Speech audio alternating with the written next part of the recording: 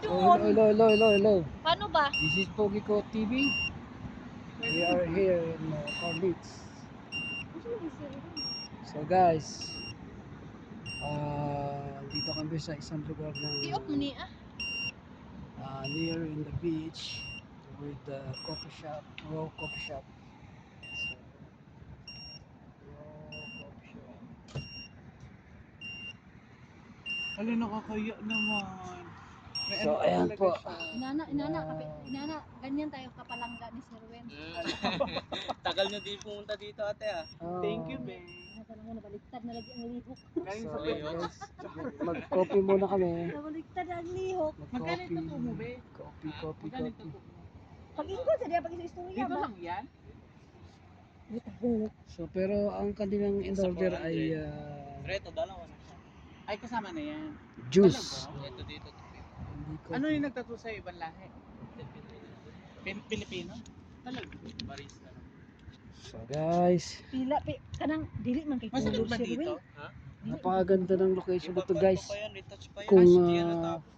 titingnan nyo po, malapit to sa dagat. Ayan, Dalampasigan guys. Ito yung Dalampasigan. Ayan, oh. Wow. Oh. Ayan, oh. So, napakaganda, di ba? So yan. We are here.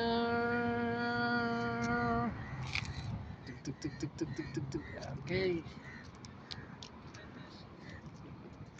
So yan.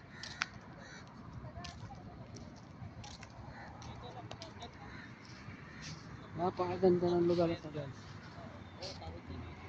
Ala, papang. Basin si Kuan ang iglon. Hindi pangalan. Doon eh.